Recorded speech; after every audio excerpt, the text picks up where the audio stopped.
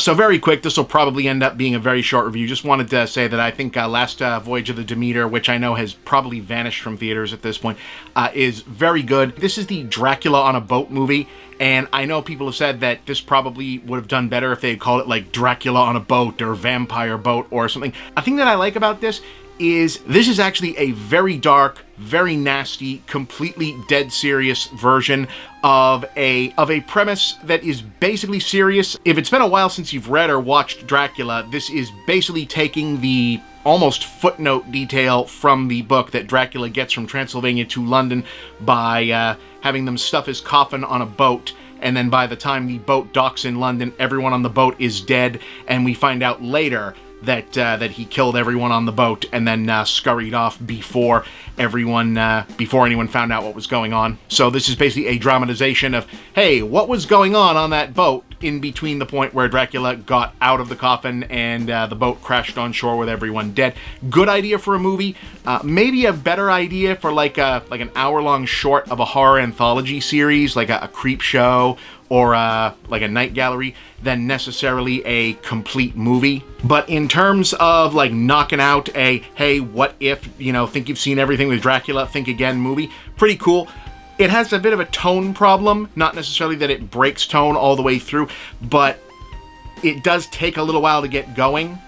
Again, I think that there's sort of a really good 90-minute movie inside of a movie that's significantly longer than 90 minutes. It assumes that we're not supposed to know that this is a Dracula movie because all of the characters don't know that how would they know that it's Dracula? Dracula isn't even really Dracula yet. So it almost plays along as is this even, what kind of monster is this monster movie?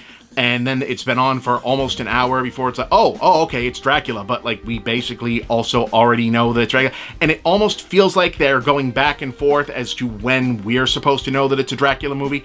But once it gets going into basically Alien on the waves with a vampire in a period movie, basically works. This is from Andre Overdahl, probably still best known for Troll Hunter and Scary Stories to Tell in the Dark. Also did the amazing Autopsy of Jane Doe. You've seen this guy's stuff. He had a dark version of Thor that came out a while back called Mortal that was pretty cool as a premise. If you didn't see that, I didn't really get a big release in the States. But yeah, I feel like this is something that once it hits streaming, people are going to cue in on and say, oh, hey, wow, this was really cool. Credit to Universal for putting this in theaters and giving it a push. Feels like probably too serious-minded of a thing to have, playing out in summer. But for all of the times that people have complained that, hey, what happened to serious horror movies? What happened to adult R-rated movies? Why don't those get released in theaters? Well, here's one. They released it. You didn't go see it. I don't know how many other serious vampire boat movies I've seen, period, but it works. The creature design is great, and it is nifty that it plays it completely, not only like dead serious, but it's dark as hell.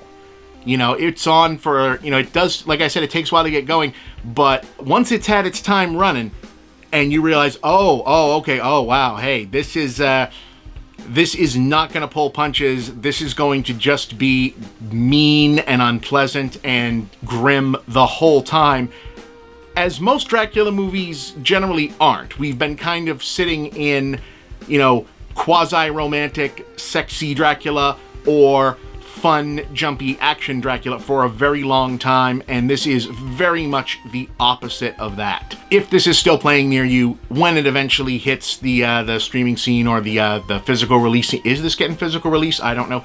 I would call this a solid 8 out of 10. Hit it up. Last Voyage of the Demeter, I think, is very cool. As you may be able to tell, this is being done without a script because I got to the end of another script and realized, oh, hey, I forgot to actually put one out for Last Voyage of the Demeter because they barely even screened this around here, which is another whole thing. Solid, good horror stuff. The gore effects are great.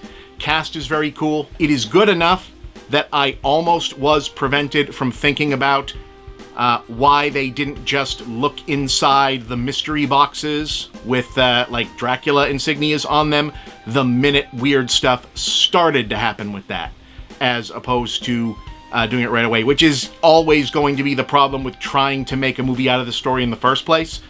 But, you know, if I was asking those kind of logic questions about a Dracula movie, I wouldn't be watching Dracula movies, because vampire stuff, like, doesn't make sense anyway. So, fun and nasty, brutal, doesn't pull punches, all of the stuff that people have been asking them to do with vampire movies, horror movies, whatever. You know, at this rate, I almost hope Universal never figures out how to get their Monsterverse, Dark Universe stuff up and running, because all of these times that they are throwing stuff against the wall and having it only halfway work has yielded more interesting movies. So, Universal, continue to fail at this, because it's more interesting that way. So 8 out of 10, kicking ass. Check it out. Yeah. Should do this without a script more often. Sometimes it's more fun. The ringing endorsement of minimal effort.